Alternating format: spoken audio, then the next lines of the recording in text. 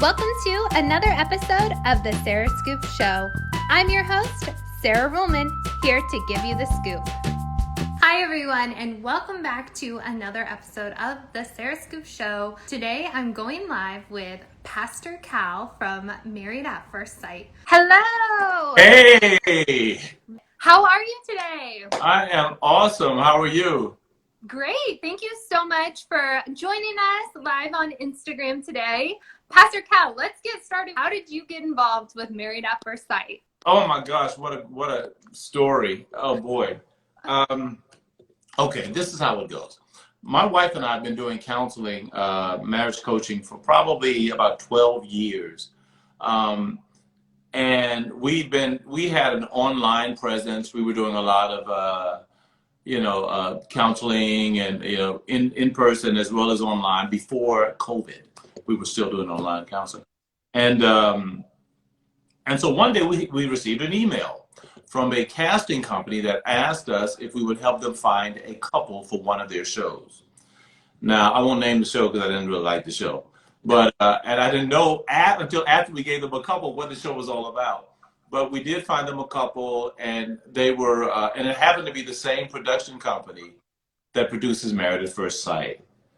And so when the couple went on the show, they were talking about what they had learned from my wife and I. And so the EP, the executive producer said, okay, we have to film you doing a session. We have to film them doing a session with Pastor Cal. So they did film the session. And after that, they said, okay, we need to see if you would be willing to work for Married at First Sight.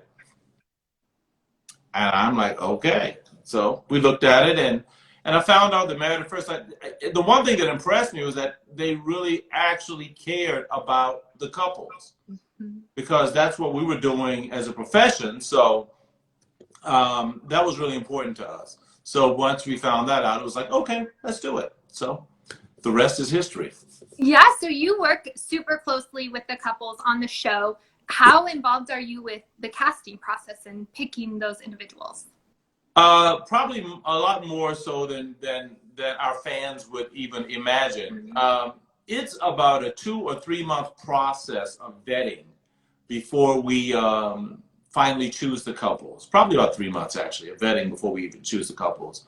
During that time, we are involved with, we give our input for casting during, as far as, they ask us about the cities and what have you, but even after that, by the time they get down to the final, I guess 100 or so people, that's when we come in. And we actually, believe it or not, we actually do pick the couples. It's not just a big TV thing, a production. The three of us actually do pick the couples. So we get all the blame when something really screws up, and we get a little bit of the credit when something goes great. So yeah, no, I think that's super interesting because you guys are involved with their relationships from the very beginning. Oh man, throughout. Absolutely. And it's funny, Sarah, because even after the show is over, we still stay in contact with the couples. I'm still in contact with couples from from way back, season 4, season 5, season 4, season 6. Yeah, I'm still involved with couples from there. They call every now and then. They give them, little updates, little counseling, little stuff like that. So it's when really you got involved with the show, did you ever imagine the success it would have? Absolutely not. I said, okay, it'll be one good season. I'm out, back to life as I normally know it. Who would have thought that 9 seasons later I'm still here? So but it's a pleasant surprise. I'm so happy that people enjoy the show. But what's even more satisfying is the fact that so many people contact me about how beneficial the show is to their relationships and how much they've learned from just just the counsel that we give, that all of us give. That's the most beneficial thing. They see themselves in the couples. And that's really, really cool. I think the number one question I had from people writing in, submitting their questions before our interview was advice for a successful relationship. Wow. You know what? I've been. It's funny you even asked because I've been really involved with doing some writing in addition to doing a lot of virtual coaching classes, and every couple is so different. Every person is so different that it's very difficult to get sort of just a carte blanche answer to that. However, I think that one very important thing that just sort of stands clear in my mind is the ability to be flexible. You know, the ability to not create boundaries and to say, this is who I am and I'm not changing. So many people I see that they get into a relationship and they'll say, you know, accept me who I am, which sounds cool. It sounds great. Accept me who I am. Just love me for who I am. That's cool.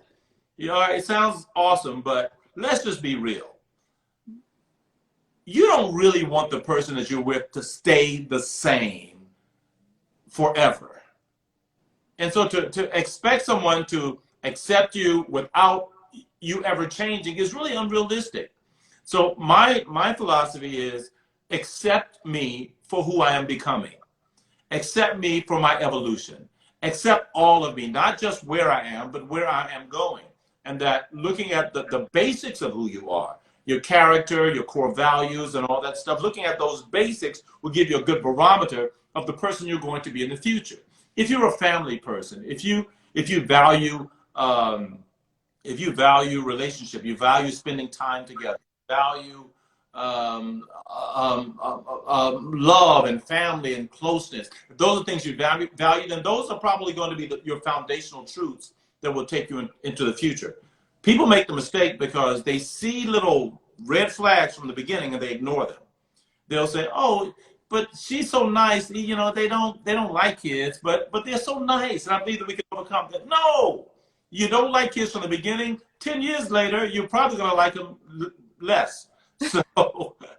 So yeah, so there's just so many ways to answer that. But I think that being willing to change and being willing to be flexible and to evolve is so important in a relationship. If two people can move together and change as they grow, you can pretty much accomplish anything. And with that being said, for singles that are looking for relationships, what do you tell them? Like, I mean, now is such a hard time to date with everything going on, and just like, what is your advice to those singles that also follow you? Because I did see on your YouTube channel, you're like, I give advice for singles, those in relationships, all of it. I love talking to singles because they're so open. Yet, I think the one thing is to be realistic. I remember years ago, I went to law school. One of my many past lives I've lived. I went to law school. The first day of law school, the professor told us this. He said, okay, some of you are coming here with political science backgrounds. You're coming here because your parents were attorneys. You may have watched, you know, law programs or what have you, or TV shows. Everything that you think you know about the law, forget it, because you know nothing. And from that point, they wanted you to pretty much just clear your mind of anything you thought you knew and just begin the process of learning from scratch. I think a lot of people in relationships, singles, we have these prescribed, or they rather, not me, I'm not single anymore. They have these prescribed ideas or these rules, and they want their potential mate to fit inside that box. I have a list of deal breakers. You know how many, Sarah, do you know how many single people I have met who say, oh, they don't check everything on my list? Like, seriously, you actually have a list that you're trying to get people to comply to? That is so unrealistic. People are so flawed, and we're so human, and we're so multifaceted that there's no way you're going to find anybody to check things off your list. So when it comes to being single and looking for someone, first of all, erase the list. Get rid of it completely. There is no list. One interesting thing happened during, I can't remember what season it was of Married at First Sight, but we had someone who was not picked, beautiful, wonderful young lady. She was about 5'10", 5'11". She had some definite deal breakers. And one reason she wasn't matched, because one of her deal breakers, she didn't want anybody who was, I think, under 6'1" or 6'2". I mean, she's 5'10", 5. But so we couldn't find her anyone. That was her deal breaker, just her definite deal breaker. Okay. She went through the entire process. I think she got down like maybe to the final couples, and then we didn't find anyone for her because of that deal breaker. But she responded to us later. She said, "You know what? I have found out so much about myself just going through this process, because what a lot of people don't know is you have to answer a 75-question questionnaire just to sign up for Married at First Sight. Then you have to do a 500-question questionnaire just to so we can know more about you. Then you have to go through interviews. Then you have to do psychological evaluations. Then you have to do criminal background checks. Then you have to do social media background. We could go through a lot of stuff. She found out so much about herself that she erased all of her deal breakers. She met a guy who was about 5'10", 5'9" or 5'10", like a couple inches shorter than her. They fell in love or grew in love completely. And when we heard from her, she was saying, wow, you know, I never knew I could have this kind of relationship. She removed her deal breakers, and she allowed love to sort of find her instead of her trying to dictate what it looks like. And you touched on this a little bit, like with all of the things that people have to do to apply for Married at First Sight. What do you tell people? That I'm sure you get people that reach out to you like, I want to be on the show. What do you tell them when it comes to actually sitting down and filling out the application, or even just starting that process? Get ready. Just get ready for, just be patient. You got to have some serious tenacity because it's a long and grueling process. We tell people, first of all, you're going to have cameras in your face for 40 hours a week. Hands down, minimum 40 hours a week, you're going to be in front of cameras. We tell people to be authentic, because the one thing that's for sure is that if you're inauthentic, or if you're trying to fake it, you're trying to have a private life and then only be public based on what you want to be seen, based on how you want America to see you or the world to see you, the camera will pick it up. The camera can pick up fake. It will, in a moment, people will notice. And so we tell people to be genuine. If you can't be genuine, if you're not living an authentic life, then this is not good for you.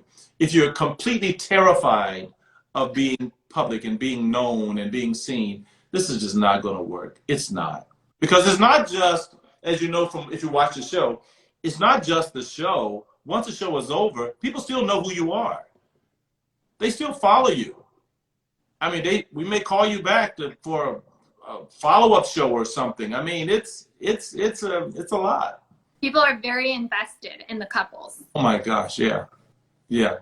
So, but it's exciting, and I feel like Dr. Pepper always says it's a privilege, and I agree with her. It's really a privilege to be a part of seeing families created. So it's pretty awesome. And I know that, you know, there's some couples that don't make it, but you've had a lot of successful couples come out of the show. Absolutely. What is it about those couples that you think is working? I can name a few examples. One that comes to mind is Stephanie and AJ. I think they were Philadelphia. Yep. Okay. AJ, if you're listening, if you're out there, don't get mad. Okay. AJ was off the rails, okay? I love AJ. He's a good guy.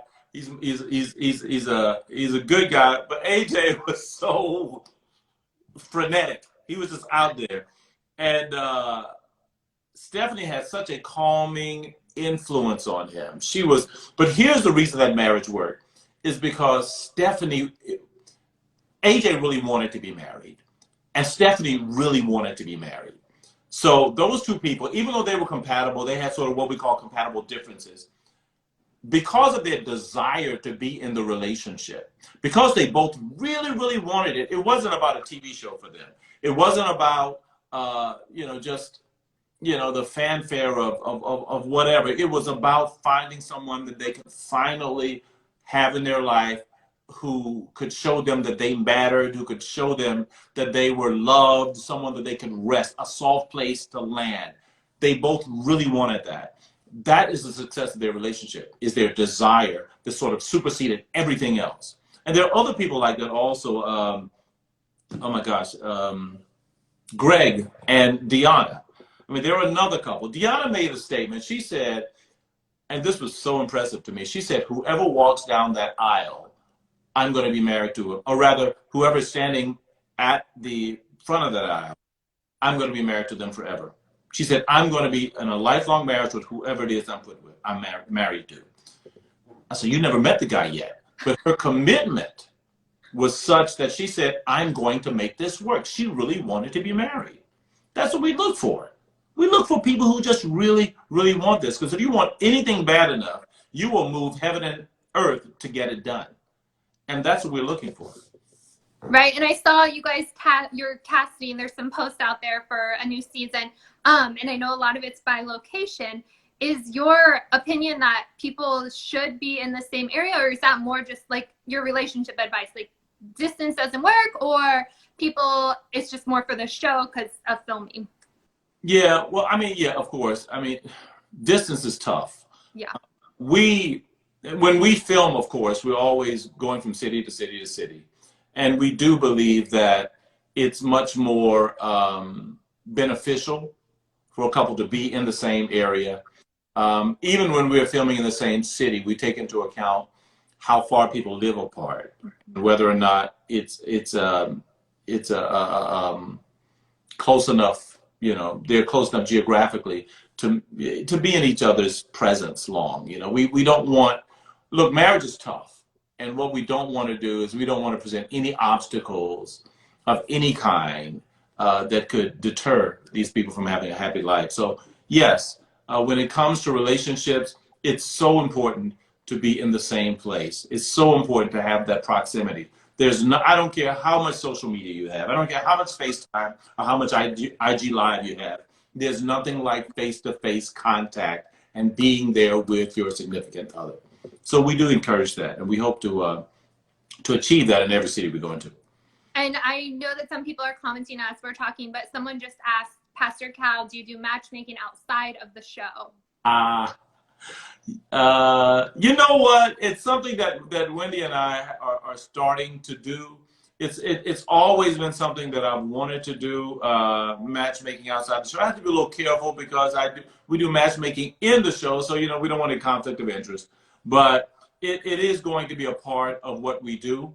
I do hope that some of the principles and some of the information that we give out on the show is helping our singles to find, you know, the right person for them.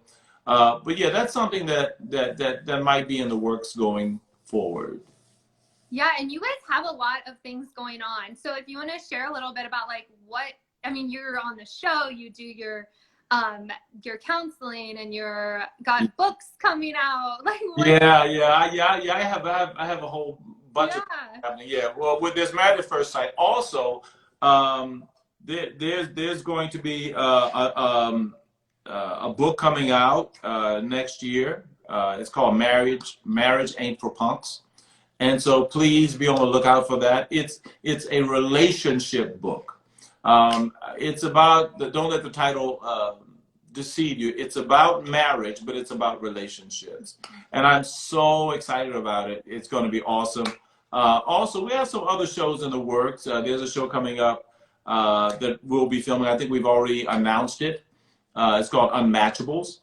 You know, that's going to be a lot of fun, and that's more geared towards singles. So that's going to be also quite interesting.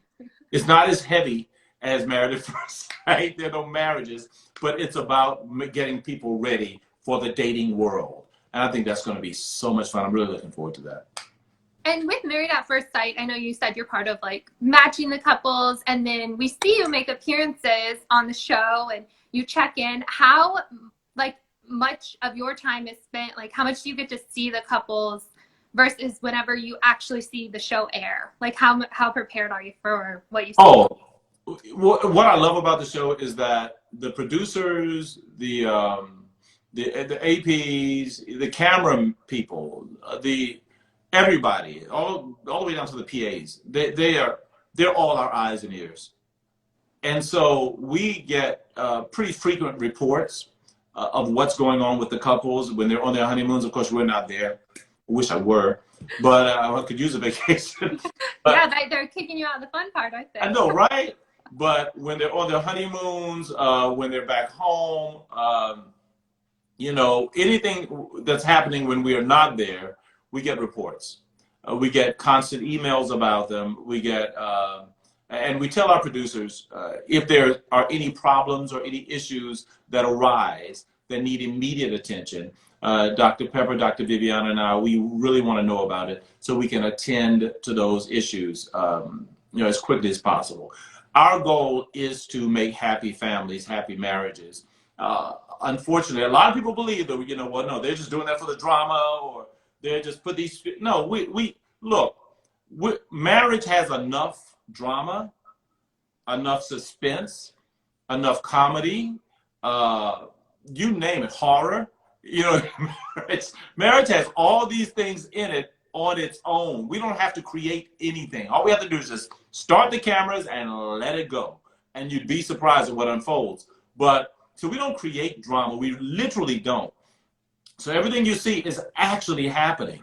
But we do ask them to let us know when anything comes up, because anything special, you know, anything challenging comes up. Quite often I might get on a phone call, or Dr. Viviana might get on a phone call or something to talk to people. And we also talk to them quite a bit off camera. So what you don't see is that quite a few times, you know, we have conversations with them off camera with issues that it may not be ready for the world to see, because we really try to protect our couples from anything that's horribly embarrassing or that's too personal, that would, you know, pretty much ruin their lives. We don't want to do that. So that being said, when you see crazy stuff happening, a lot of times we show you the lighter side of it. Yeah, so I like that you're being so open about it, though, because you're right. A lot of people probably have tuned into the show just thinking, oh, this is entertainment. He's, you know, just there acting or something like that. Yeah, no. It's entertaining. It is. But I mean, think about it. And I asked someone this. I said, look, think about it. If someone, I don't know, Sarah, you're not married. No. Okay. I need you guys to come to Kansas City. Love, girl. Okay, Kansas City. We'll put that on the. So check this out. If you take any married person, and I asked someone who was asking me this, that same question in an interview, I said, if I were to take a camera and put it in your home for a week, for 40 hours, what would I find out? And, you know, the gentleman said, oh my God, you really wouldn't want to do that. But any marriage that if you're going to view any marriage through that lens for a week long, you're going to find all kinds of stuff happening. And it's just life. You know, we're just filming life. And for all those people who criticize and say, oh no, well, can I be honest? One thing that really burns me is when people send me these ugly DMs. Yes, I get some. And they send I would imagine, yeah. These ugly DMs, and they'll say things like, you should be ashamed of yourself, or this or that, or why didn't you pull her out of that marriage? Look, these are grown people. Yeah. These are grown people. These are not children. They're not babies. They are made well aware of what's happening prior to them getting married. And once they are married, they see everything unfolding. It is not our job to pull anyone out of a marriage. This is not, what is it? You know, you can't get voted off the island. This is not that kind of thing. You know, these people actually have to make decisions as to whether they want to stay or leave, which is why we now have our recommitment day. So we give them an opportunity before the final decision as to whether or not they want to stay or leave.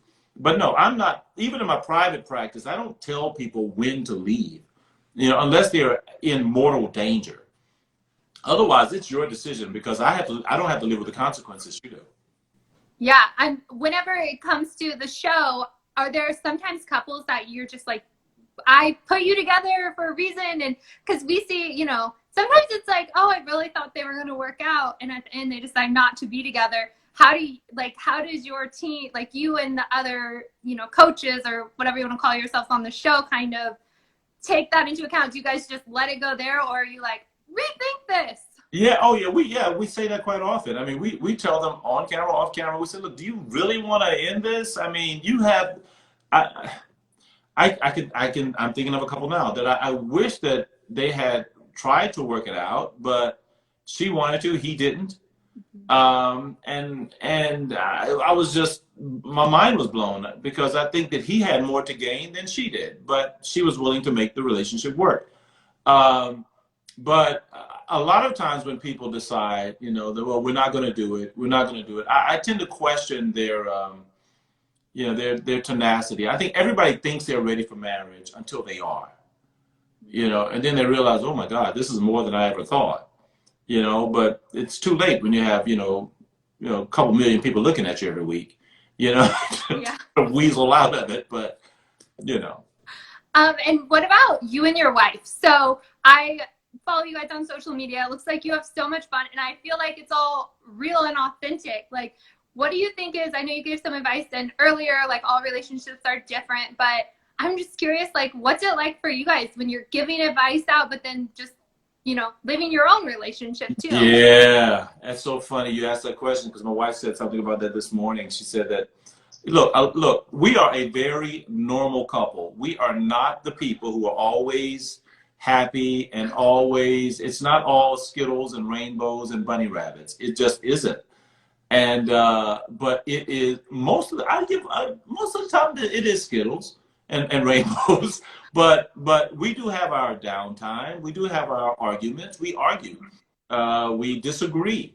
But the thing is that we always disagree with a purpose. We always argue with a purpose, and we both understand that we're in this. We're going to ride this till the wheels fall off. That there's no one exits this. We get that.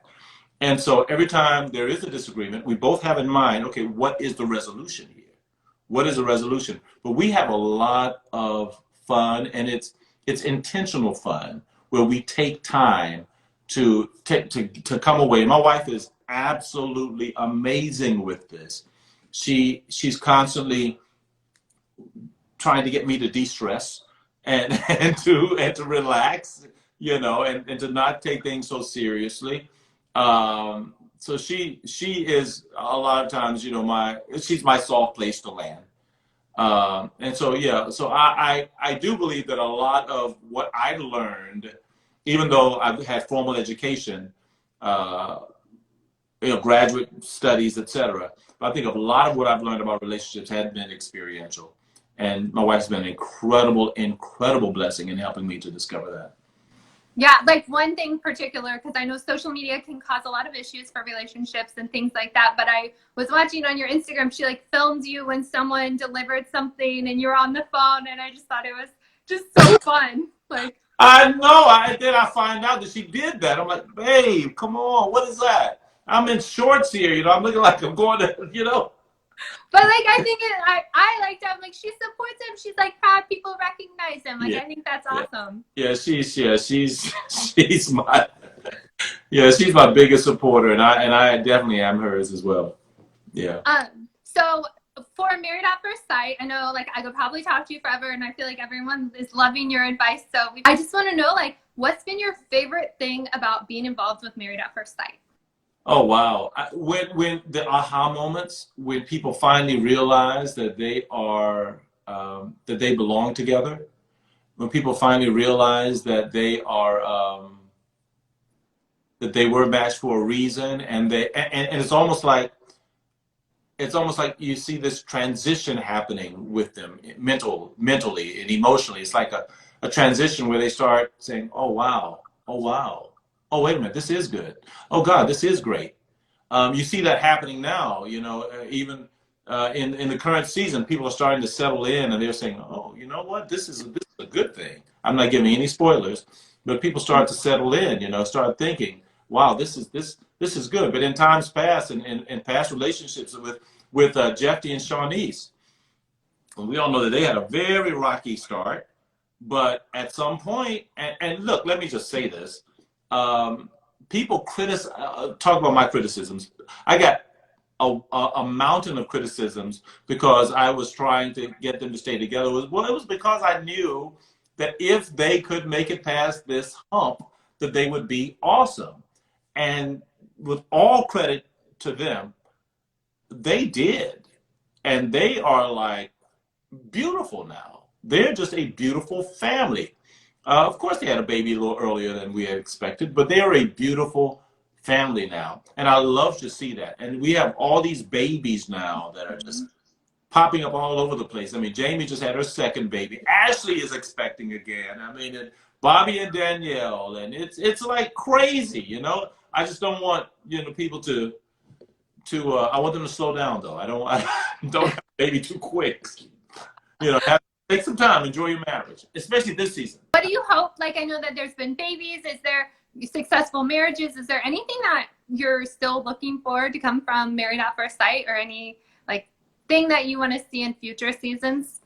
Yeah, I mean, you know, there's been talk. I mean, there's been talk about having, you know, culturally diverse couples, or, you know, interracial couples. And people say, well, why can't we do that? Why can't we have interracial couples, or why, you know, or different ethnicities? And you know, it's a little tougher than you would imagine, because when I mean, we've had over 70,000 people who've applied to be Married at First Sight since its inception.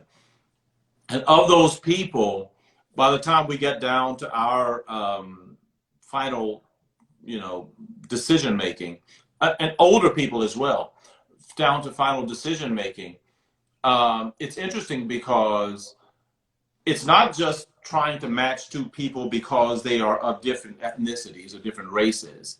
But when you find two people who are of different races who are then compatible, it's a whole different ballgame. Because we can easily find a black person, a white person, an Asian person, a Latino, or whatever. But then you have to find those two people who are different races who are actually compatible. Because we've had a lot of people who are different races. We said, no, we can't put them together because they would not work. So it's just another thing. And then older couples. I would love to see us have a couple in their 50s. Yeah. You know, I mean, up to this point, we have not. And so, you know, the powers that be, they know how I feel. And so they may not like this. But anyway, I would love to see someone in their 50s. I think it would be really cool to have an older couple who have adult children. I mean, it's just an extra dynamic, you know. So we'll see how that works. I don't know if it'll ever happen. I don't know. That's like your own spinoff there. Love all ages. Yeah, you know, Married at First Sight again. You know, Married again at First Sight. You know, I don't know. It could be really cool. So I don't know, but we'll see. The show is still evolving, and yeah. so every well, season. It's awesome. I mean, the success that it's had. I mean, Ian, I know that you mentioned earlier you get some negative DMs from time to time, but you also, like, in this chat alone, I see people like, we love Pastor Cal. I only watch for Pastor Cal. So there are definitely people that are on your side. I paid all those people. I paid every last one of them. So I know that like I said earlier, I could keep talking to you, but I won't take all your time today. Oh, it's okay. I'm having fun. This is awesome. Awesome. Well, I want to know, for people that are, you know, just following along with you and maybe aren't going to be a part of the show, but want to just like get your advice. And you mentioned like your relationship advice, and you said you did like the online sort of like coaching, or right. whatever you want. I don't know exactly what you call it with right, it, yeah. But marriage relationship coaching, yeah. Mm-hmm. Okay, so how can people get in contact with you? What's the best way for them to reach out? Absolutely. Well, of course, my website, calvinroberson.com, CalvinRoberson.com. It has everything on the website as far as people who sign up for coaching and what have you. That's where you'll find that. But in addition to that, of course, my Instagram, as you know, I am Calvin Roberson, and YouTube, which you know, I've just started. But we're going to be doing some more things. So, and you'll be hearing more about that. We were actively having conferences, marriage and relationship conferences every year. Of course, COVID-19 made sure that stopped. So we haven't done that in a while. But I'm looking at the possibility of doing something virtually. So that's something that we'll be definitely thinking about. So just keep your ears and eyes open, and some things will be we'll definitely let you know what's happening in the future. And the book will be out next year. Marriage Ain't for Punks. Yeah. So the book will be out next year. So that's gonna be real fun. Awesome. Well, thank you so much. I hope we get to chat again, and tune in to this season of Married at First Sight, and we'll see a lot of Pastor Cal giving some great advice on there too. Sounds great. It was a pleasure being with you. Thank you. You're a great host. Thank you so much. I look forward to speaking with you again. Okay, take care. Thank you for watching The Sarah Scoop Show. Head to sarahscoop.com for more.